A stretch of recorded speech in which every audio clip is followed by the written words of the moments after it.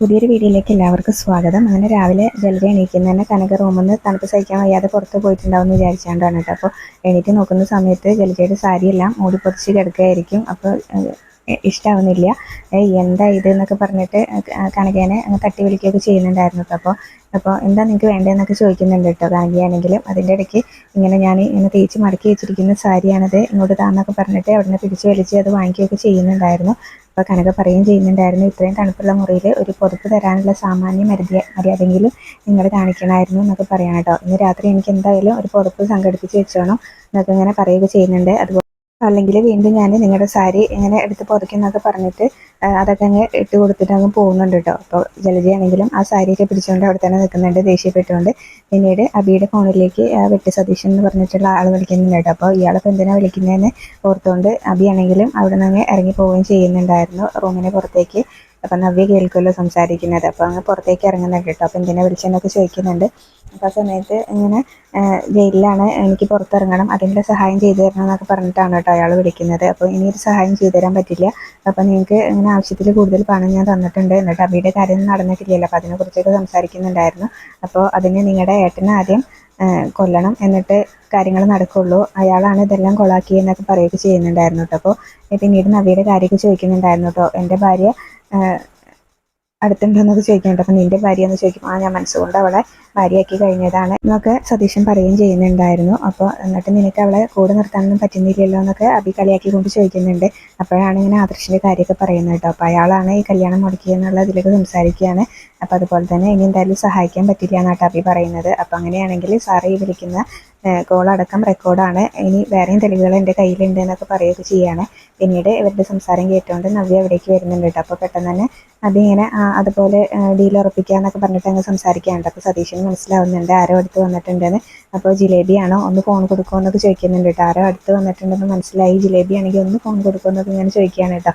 അവളുടെ സംസാരം ഞാനൊന്ന് കേട്ടോട്ടെ എന്നൊക്കെ ഇങ്ങനെ പറയുകയൊക്കെ ചെയ്യുന്നുണ്ടായിരുന്നു. അപ്പോൾ അബിയാണെങ്കിൽ പെട്ടെന്ന് അങ്ങനെ ഡീൽ ഉറപ്പിക്കാന്നൊക്കെ പറഞ്ഞ് വെക്കുകയാണ് കേട്ടോ. അപ്പോൾ എന്ത് ഡീൽ എന്നൊക്കെ ഇങ്ങനെ നവ്യ ചോദിക്കുന്നുണ്ട്. അതൊരു പ്രോപ്പർട്ടിയുടെ ഡീൽ ഉറപ്പിച്ചതാണ്, അപ്പം നിൻ്റെ പേരിലാണ് വാങ്ങുന്നത്, എന്നാൽ നമുക്ക് ഇവിടുന്ന് മാറി അവിടെ വീട് വെച്ച് താമസിക്കാമെന്നൊക്കെ പറയുന്നുണ്ടായിരുന്നു കേട്ടോ. അപ്പോൾ നിൻ്റെ വയറ്റിലൊരു കുഞ്ഞില്ലേ, ഇനി അങ്ങോട്ട് മാറിയാൽ നിൻ്റെ വീട്ടിലുള്ള ആള് നമുക്ക് ചിലവിന് തരുമെന്നൊക്കെ ചോദിക്കുന്നുണ്ട്. അപ്പോൾ അബി പറയുന്നുണ്ടായിരുന്നു, നീ ഇവിടുത്തെ ട്രസ്റ്റിലെ അംഗല്ലേ, അതൊക്കെ പോരെ നമുക്ക് ജീവിക്കാൻ വേണ്ടിയിട്ട് എന്നൊക്കെ പറയുകയൊക്കെ ചെയ്യുന്നുണ്ട്. അപ്പോൾ വയറ്റിലൊരു കുഞ്ഞില്ലേ, കുറച്ചുകൂടെ സമയം പോയി കിടന്നുറങ്ങുമെന്ന് പറഞ്ഞിട്ട് ദേഷ്യപ്പെട്ട് അവിടുന്ന് നവ്യനോട് പറയുന്നുണ്ടായിരുന്നു കേട്ടോ. പിന്നീട് രാവിലെ ചായയൊന്നും കിട്ടിയിട്ടില്ല ആർക്കും. അങ്ങനെ ആനി ആദർശം പുറത്ത് പോയതാണല്ലോ. അപ്പോൾ ദേവയാനി വന്നിട്ട് ചോദിക്കുന്നുണ്ട്, ജയേട്ടന് ബെഡ് കോഫി കിട്ടിയോ, ഇതുവരെ അവളെ എണീറ്റില്ലേ, 6 മണിയായിട്ടും കിടന്നുറങ്ങുകയാണെന്നൊക്കെ ചോദിക്കണം. അപ്പോൾ ജയൻ പറയുന്നുണ്ടായിരുന്നു, ഇതൊക്കെ നിങ്ങൾക്കും പറ്റുമല്ലോ, നൈന മോളെ തന്നെ ഇതൊക്കെ ചെയ്യാൻ പറയണോ എന്നൊക്കെ ചോദിക്കുന്നുണ്ട്. അവളെ കൊണ്ട് അടുക്കള ജോലി എടുപ്പിക്കുക എന്നുള്ളത് എൻ്റെ ഒരു വാശിയാണെന്നൊക്കെ പറയുന്നുണ്ട്. മോള് പാവമായതുകൊണ്ട് അതൊക്കെ ചെയ്യും, മോള് പറ്റില്ല എന്ന് പറഞ്ഞാൽ നിങ്ങളൊക്കെ എന്ത് ചെയ്യുമെന്നൊക്കെ ചോദിക്കാറുണ്ട്. അപ്പോൾ ജലജ വരുമ്പോൾ ജലജനോട് നൈനയെ കണ്ടോ എന്ന് ചോദിക്കുകയാണ്. അപ്പോൾ ഇല്ല എന്ന് പറയും. അപ്പോൾ ജലജ കാപ്പിട്ടുകൊണ്ട് വരാമെന്നൊക്കെ പറയുമ്പോൾ വേണ്ട, അവളെ വിളിക്കാനായിട്ട് പറയുന്നുണ്ട്. അപ്പോൾ റൂമിലേക്ക് പോകാതെ നൈനയല്ല ജലജയുടെ മനസ്സിൽ ഓർക്കുന്നുണ്ട്, ഇനിയിപ്പോൾ റൂമിലേക്ക് പോകുന്ന സമയത്ത് അവിടെ എന്തൊക്കെ കാഴ്ച കാണേണ്ടി വരുമോ അങ്ങനെ ഓർത്ത് നിൽക്കുക. അപ്പോൾ ദേവേനെ ചോദിക്കുന്നുണ്ട് എന്താണ്. ഇനി ആ സമയത്ത് ജലജ പറയുന്നുണ്ടായിരുന്നു, ഇനിയിപ്പോൾ അവിടെ ചെന്നാൽ ചിലപ്പോൾ നല്ല കാഴ്ചയൊന്നും ആയിരിക്കില്ല കാണുന്നത്, മകനും മരുമകളാന്ന് വെച്ചിട്ട് അവരുടെ റൂമിലേക്ക് തള്ളി പോകാനൊന്നും പറ്റില്ല എന്നൊക്കെ പറഞ്ഞിട്ട് ഫോണിൽ വിളിക്കാമെന്ന് പറയുകയാണ് കേട്ടോ. അപ്പോൾ പിന്നീട് കനകയാണെങ്കിൽ നൈനില്ലാത്തതുകൊണ്ട് കോലൊക്കെ വരച്ചുകൊണ്ടിരിക്കുകയാണ്. അപ്പോഴാണ് ആദർശം നൈനും പുറത്ത് പോയി വരുന്നത്. അപ്പോൾ എന്തായാലും ആദർശ് പറയുന്നുണ്ട്, ഇവിടെ എല്ലാവരും എണീച്ചാന്ന് തോന്നുന്നത്. അപ്പോൾ കടപ്പുറത്ത് അവിടെ ഇരുന്നുറങ്ങായിരുന്നു കേട്ടോ. അപ്പോൾ അവർ ആണെങ്കിലും, അപ്പോൾ നീ എന്താ എന്നെ വിളിക്കാതിരുന്നതെന്നൊക്കെ ചോദിക്കുന്നുണ്ട് നൈനയോട്. അപ്പോൾ ഞാനും ഉറങ്ങിപ്പോയിന്ന് നൈന പറയും. പിന്നീട് എന്താ രാവിലെ ഇവിടെ പോയി വരിക രണ്ടാളും എന്നൊക്കെ ചോദിച്ചിട്ട് കനകയാണെങ്കിലും അവിടെ നിന്ന് എണീക്കുന്നുണ്ട്. അപ്പോൾ ആദർശേട്ടന് എന്നെയും കൊണ്ട് ഇന്നലെ രാത്രി പുറത്ത് പോകാനൊരാഗ്രഹം, അപ്പോൾ അതുകൊണ്ട് ഞങ്ങളൊന്ന് പുറത്തേക്ക് പോയതാന്ന് പറയും കേട്ടോ.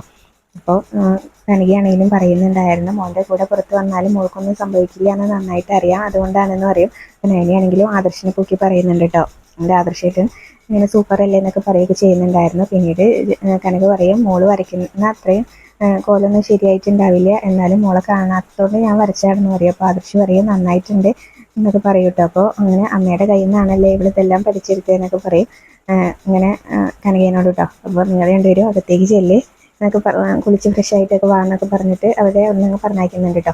പിന്നീട് അവരെ അകത്തേക്ക് കയറുന്നതിന് മുന്നേ തന്നെ ഇങ്ങനെ എല്ലാവരും എണീറ്റിരുന്നല്ലോ. അപ്പോൾ ആദർശ് ഇങ്ങനെ പറയുന്നുണ്ടായിരുന്നു ഇനിയിപ്പോൾ അമ്മേനോട് എന്താ പറയാന്ന്. അപ്പോൾ ചെങ്കുറ്റത്തോട് നിന്ന് പറയണം ഭാര്യനെയും കൊണ്ട് പുറത്തു പോയതാണെന്നൊക്കെ ഇങ്ങനെ ജലജല്ല നയന പറയുകയും ചെയ്യുന്നുണ്ടായിരുന്നു. ആ സമയത്ത് ജലജയാണെങ്കിൽ നയനേനെ ഫോൺ വിളിച്ചുകൊണ്ടിരിക്കുകയാണ്. അപ്പോൾ എടുക്കുന്നില്ല. അപ്പോൾ അങ്ങനെ കൊച്ചമ്മയുടെ നീരാട്ട് കഴിഞ്ഞിട്ടില്ല എന്നാ തോന്നുന്നത്, ഫോൺ എടുക്കുന്നില്ല എന്ന് പറയും കേട്ടോ. അപ്പോൾ അവരാണെങ്കിൽ അകത്തേക്ക് കയറിയിട്ട് എല്ലാവരും അവിടെ തന്നെ ഇരിക്കുന്നുണ്ടല്ലോ. അതുകൊണ്ട് ആ സുഗന്ധപ്പാക്കാണ് നമ്മൾ ചതിച്ചത്, ഇനിയിപ്പോൾ അതിൻ്റെ സ്മെല്ലുണ്ട്, ഇങ്ങനെ മുറുക്കാൻ പോയതാണെന്ന് പറയണ്ടെന്നൊക്കെ ഇങ്ങനെ പറഞ്ഞിട്ട് എന്നിട്ട് അവർ രണ്ടുപേരും അങ്ങോട്ട് കടന്നു ചെല്ലുന്നത്. അപ്പോൾ ആ സമയത്ത് ജയൻ ചോദിക്കുന്നുണ്ട് ആരാ വരുന്ന രണ്ടുപേരും, എവിടെ പോയതാ ഇത്രയും രാവിലെ എന്ന് ചോദിക്കും. അപ്പോൾ ആദർശാണെങ്കിൽ ഇങ്ങനെ ക്ഷേത്രത്തിലേക്ക് ഇങ്ങനെ പറയും കേട്ടോ. അപ്പോൾ ആ സമയത്ത് നീ കുളിച്ചോ ആദർശയെന്ന് ചോദിക്കും. അല്ല ക്ഷേത്രത്തിൽ പോയിട്ടില്ല, അതിൻ്റെ അടുത്തൂടെ അങ്ങ് പോയി എന്ന് പറഞ്ഞു വന്നാന്ന് പറയും. അപ്പോൾ നിങ്ങളെപ്പോഴാണ് പുറത്ത് പോയതെന്നൊക്കെ ചോദിക്കുന്നുണ്ട് കേട്ടോ. അപ്പോൾ നയനിയാണെങ്കിലും രാത്രിയാണ് പുറത്ത് പോയതെന്നുള്ള കാര്യമൊക്കെ പറയുകയൊക്കെ ചെയ്യുന്നുണ്ടായിരുന്നു. ആദർശേട്ടനെ നീ കൊണ്ട് പുറത്ത് പോകാനൊരാഗ്രഹം, ആദർശേട്ടൻ വിളിച്ചപ്പോൾ ഞാൻ പോയതാണെന്നൊക്കെ പറയുന്നുണ്ട്. അപ്പോൾ നിങ്ങൾ കാർ എടുത്തല്ലേ പോയതെന്ന് ജയൻ ചോദിക്കും. അപ്പോൾ അല്ല ബൈക്കിലാണ്, അനിയുടെ ബൈക്കിലാന്ന് പറയട്ടെ. അപ്പോൾ എന്താ ആദർശേ രാത്രി ഇങ്ങനെ പോകാൻ നല്ലത് കാറിലല്ലേ എന്നൊക്കെ ജയൻ ചോദിക്കുകയും ചെയ്യുന്നുണ്ടായിരുന്നു കേട്ടോ. പിന്നീട് ഇങ്ങനെ അതുപോലെ തന്നെ ജൽജിയാണെങ്കിലും അതിൻ്റെ ഇടയിൽ കൂടെ ഓരോ കുത്തിത്തിരിപ്പ് ഉണ്ടാക്കുകയൊക്കെ ചെയ്യുന്നുണ്ടായിരുന്നു. അതിനുശേഷം ഇങ്ങനെ നീ ഇങ്ങനെ ചായ ഒന്നും തരാതെ ഇങ്ങനെ കറങ്ങി നടന്നോന്ന് ഇങ്ങനെ ജലജ നയനയോട് പറയും. അപ്പോൾ ഞാൻ ഫ്രഷ് ആയിട്ട് ചായയൊക്കെ എടുത്ത് തരാം, ഇപ്പോൾ തരാമെന്ന് പറഞ്ഞിട്ട് നയന അവിടുന്ന് മെല്ലെ അങ്ങ് പോകും കേട്ടോ. പിന്നീട് ആദർശിൻ്റെ അടുത്തേക്ക് അച്ഛൻ വരുന്ന സമയത്ത് ഒരു പ്രത്യേക സ്മെല്ലുണ്ടല്ലോ എന്നൊക്കെ ചോദിക്കും. നീ എന്തെങ്കിലും കഴിച്ചോ എന്നൊക്കെ ചോദിക്കുന്നുണ്ട്. അപ്പോൾ ആദർശാണെങ്കിലും ഇല്ല എന്ന് പറഞ്ഞിട്ട് പെട്ടെന്ന് തന്നെ അവിടെ നിന്ന് അങ്ങ് ഇതാക്കുന്നുണ്ട്. പിന്നീട് ജലജ ഇങ്ങനെ പറയുകയും ചെയ്യുന്നുണ്ട് അവരൊക്കെ പോയി കഴിഞ്ഞ ശേഷം ഇവർ രാത്രി 12 മണിക്ക് ശേഷമാണ് പുറത്ത് പോയിട്ടുള്ളത്. അച്ഛൻ 10 മണിക്ക് എല്ലാവരോടും വീട്ടിൽ കയറാൻ പറഞ്ഞിട്ടുണ്ട്. അപ്പോൾ അതിനെക്കുറിച്ച് ഇങ്ങനെ പറയുകയാണ്. അപ്പോൾ ആ സമയത്താണെങ്കിലും ഇങ്ങനെ അത് ദേവയാനിക്ക് ഇഷ്ടമൊന്നുമില്ല കേട്ടോ. അപ്പോൾ ജയനാണെങ്കിലും അതിൻ്റെ ഇടയ്ക്ക് കയറി ജലജാനെ ഇങ്ങനെ വഴക്ക് പറയുന്ന പോലെ പറയുകയൊക്കെ ചെയ്യുന്നുണ്ട്. ഏട്ടത്തിക്ക് കുഴപ്പമില്ലെങ്കിൽ എനിക്കൊന്നുമില്ല എന്നൊക്കെ പറയാൻ കേട്ടോ. അപ്പോൾ ആ സമയത്താണ് കനക അകത്തേക്ക് വരുന്നത്. ഇവളാണ് ഈ വീട്ടിലെ എല്ലാ പ്രശ്നവും ഉണ്ടാക്കുന്നത്, അല്ലെങ്കിൽ ഈ വീട് നന്നായിട്ട് പോയതിനൊക്കെ കനക മനസ്സിൽ ഓർക്കുന്നുണ്ട്. പിന്നീട് നയനിയാണെങ്കിലും റൂമിൽ ഇങ്ങനെ ഇരിക്കുന്ന സമയത്ത് ഇങ്ങനെ എല്ലാ കുറ്റവും എൻ്റെ തലയിലേക്ക് ഇട്ടുമല്ലേ എന്നൊക്കെ ഇങ്ങനെ പറഞ്ഞിട്ട് ഇങ്ങനെ നയനയോട് സംസാരിക്കുകയാണ് കേട്ടോ. അപ്പോൾ ആ സമയത്ത് നയന പറയുന്നുണ്ടായിരുന്നു എന്നും ഒരുപോലെ പോയാൽ പോരല്ലോ, ഇടയ്ക്ക് മാറ്റമൊക്കെ വേണ്ടേന്ന് ഇങ്ങനെ പറയുകയും ചെയ്യും. എന്നിട്ട് പറയുന്നുണ്ടായിരുന്നു ഭാര്യയ്ക്ക് വേണ്ടി ഭർത്താവ് ഇങ്ങനെ ചീത്ത കേൾക്കുന്നത്, ഇങ്ങനെ ഇടയ്ക്ക് വഴക്ക് കേൾക്കുന്നതിൽ കുഴപ്പമൊന്നുമില്ല എന്നൊക്കെ പറയുകയൊക്കെ ചെയ്യുന്നുണ്ടായിരുന്നു കേട്ടോ. അപ്പോൾ എന്തായാലും ഇങ്ങനെ കള്ളം പറയുന്നതിനേക്കാളും നല്ലത് അത് തൻ്റെ അടുത്തോടുകൂടി പറയാനുള്ള ധൈര്യം വേണമെന്നൊക്കെ നയനയോട് പറയുന്നുണ്ടായിരുന്നു കേട്ടോ. എനിക്ക് ഇങ്ങനെ കുളിച്ച് ഫ്രഷ് ആയിട്ട് എല്ലാവർക്കും ചായ കൊടുക്കണം, ഞാൻ എന്തായാലും ഫ്രഷ് ആയിട്ട് വരാമെന്നൊക്കെ പറഞ്ഞിട്ട് ഇങ്ങനെ നയന വന്ന് പോകുന്നുണ്ട് കേട്ടോ. അപ്പോൾ എന്തായാലും പുറത്ത് പോയത് നന്നായിട്ട് ആസ്വദിച്ചു എന്നൊക്കെ നയന ആദർശിനോട് തുറന്നു പറയുന്നുണ്ടായിരുന്നു. അപ്പോൾ ആ സമയത്ത് ആദർശം പറയുന്നുണ്ടായിരുന്നു അതെനിക്ക് നന്നായിട്ട് മനസ്സിലായിട്ടുണ്ടായിരുന്നു, നീ രാവിലെ രാവിലെ എണീക്കുന്നതാണ്, എന്നിട്ട് എന്നെ മനഃപൂർവ്വം വിളിക്കാതിരുന്നതാവും എന്നൊക്കെ പറയുന്നുണ്ട്. അതെന്താ ആദർശമായിട്ട് അങ്ങനെ പറഞ്ഞത്, നമ്മളൊരു 3 മണി ആയിട്ടില്ലേ അവിടെ കിടപ്പുറത്ത് ഇരുന്ന് ഉറങ്ങുമ്പോൾ, അപ്പോൾ ഞാനും അങ്ങനെ എണീക്കാനൊന്നും അറിഞ്ഞിട്ടില്ല എന്ന് പറയും. പിന്നീട് നയന കുളിച്ച് വൃത്തിയായി എല്ലാവർക്കും ചായയൊക്കെ ഉണ്ടാക്കിക്കൊണ്ടിരിക്കുകയാണ്. അപ്പോൾ ആ സമയത്തും അവരെങ്ങനെ ബൈക്കിൽ പോയതും മുറുക്കാൻ കഴിച്ച് തലയ്ക്ക് പിടിച്ചിട്ട് ഡാൻസ് കളിച്ചതും എല്ലാം തന്നെ ഓർക്കുന്നുണ്ടായിരുന്നു കേട്ടോ. അതിൻ്റെ ഇടയ്ക്ക് ആദർശിനോട് പറയുകയും ചെയ്യുന്നുണ്ടായിരുന്നു ആ മുറുക്കാനെ തലയ്ക്ക് പിടിച്ചപ്പോൾ ഡാൻസ് കളിച്ചത് നമ്മൾ വീഡിയോ എടുത്തില്ല എന്നൊക്കെ പറയുകയൊക്കെ ചെയ്യുന്നുണ്ടായിരുന്നു. അപ്പോൾ ആ സമയത്ത് ആദർശ് പറയുന്നുണ്ടായിരുന്നു എന്നിട്ട് വേണം അതിവിടെ എല്ലാവരെയും കാണിക്കാൻ, നീ ഒന്ന് പോയെന്നൊക്കെ പറഞ്ഞിട്ട് ആ സമയത്ത് ആദർശ് ഇങ്ങനെ ഇതാക്കുകയൊക്കെ ചെയ്യുന്നുണ്ടായിരുന്നു. പിന്നീട് എല്ലാവർക്കും ചായ കൊണ്ടു കൊടുക്കുന്നുണ്ടായിരുന്നു നയന. എന്നിട്ട് പറയും ആദർശേട്ടനാണ് എന്നെ നിർബന്ധിച്ച് പുറത്ത് കൊണ്ടുപോയെങ്കിൽ എനിക്ക് നല്ല കുറ്റബോധമുണ്ട്. ഇപ്പോൾ അതിങ്ങനെ ഇനി അങ്ങനെയൊന്നും ആവർത്തിക്കില്ല എന്നൊക്കെ ദേവേനയോട് ഇങ്ങനെ പറഞ്ഞുകൊണ്ടിരിക്കുകയാണ്. അപ്പോൾ ദേവേന ചോദിക്കുന്നുണ്ട് നീ ആരെ കേൾപ്പിക്കുകയാണ് ഇങ്ങനെയൊക്കെ പറയുന്നതെന്ന്. അപ്പോൾ ആ സമയത്ത് ജലജിയാണെങ്കിലും അതിൻ്റെ ഇടയിൽ കൂടെ ഓരോന്നിങ്ങനെ പറയുകയൊക്കെ ചെയ്യുന്നുണ്ടായിരുന്നു. ഇവളായിരിക്കും ഇങ്ങനെ ഏട്ടത്തിനെ ചൊടിപ്പിക്കാൻ വേണ്ടിയിട്ട് ആദർശിനെ വിളിച്ചുകൊണ്ട് പോയത് എന്നൊക്കെ ഇങ്ങനെ ഓരോന്ന് പറഞ്ഞുകൊണ്ടിരിക്കുകയാണ് കേട്ടോ. അപ്പോൾ ജയൻ പറയുന്നുണ്ടായിരുന്നു നീയാണിപ്പോൾ നയനമോളല്ല അങ്ങനെ അവളെ ചൊടിപ്പിക്കുന്നത്, നീയാണെന്നൊക്കെ ജയനും ജലജനെ കുറ്റപ്പെടുത്തുന്നുണ്ടായിരുന്നു. എന്നിട്ട് ഇങ്ങനെ നയനിയാണെങ്കിലും ആദർശിനോട് ഇങ്ങനെ പറയുന്നുണ്ടായിരുന്നു ഇപ്പോൾ ആദർശയുടെ എന്നെ വിളിച്ചുകൊണ്ട് പോയിട്ട് ഇപ്പോൾ കുറ്റം മുഴുവൻ ഞാൻ കേൾക്കേണ്ടി വന്നില്ലേ, എനിക്കതിൻ്റെ വലിയ ആവശ്യമുണ്ടോ എന്നുള്ള രീതിയിലൊക്കെ സംസാരിക്കുകയാണ് കേട്ടോ. അപ്പോൾ ആദർശാണെങ്കിലും ദേഷ്യത്തോടുകൂടി ഇങ്ങനെ നയനേനെ അങ്ങനെ നോക്കുന്നുണ്ട് കേട്ടോ. അപ്പോൾ നീ മോളെ വിളിച്ചുകൊണ്ട് പോയിട്ട് നീ എന്തിനാ അവളോട് ഇങ്ങനെ ദേഷ്യം കാണിക്കുന്നതെന്നൊക്കെ ചോദിക്കുകയും ചെയ്യുന്നുണ്ടായിരുന്നു.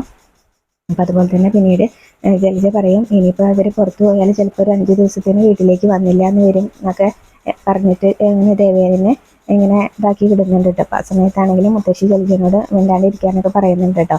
ഇനിയിപ്പം മോളും മോനും പുറത്ത് പോയിട്ട് വലിയ തെറ്റൊന്നുമല്ല എന്നൊക്കെ ഇങ്ങനെ പറയുകയൊക്കെ ചെയ്യുന്നുണ്ടായിരുന്നു. അവർ ഭാര്യ ഭർത്താക്കന്മാരല്ലേ, അപ്പോൾ ഇനി എന്തായാലും ഇങ്ങനെ പോകുന്ന സമയത്ത് കാറിൽ വേണം പോകാനോ, ഒറ്റപ്പെട്ട സ്ഥലത്തൊന്നും പോകരുത് എന്നൊക്കെ പറഞ്ഞിട്ട് മുത്തശ്ശി പറയുന്നുണ്ട് കേട്ടോ. അപ്പോൾ ശരി മുത്തശ്ശി എന്നിങ്ങനെ പറയുകയും ചെയ്യും നയനിയാണെങ്കിലും.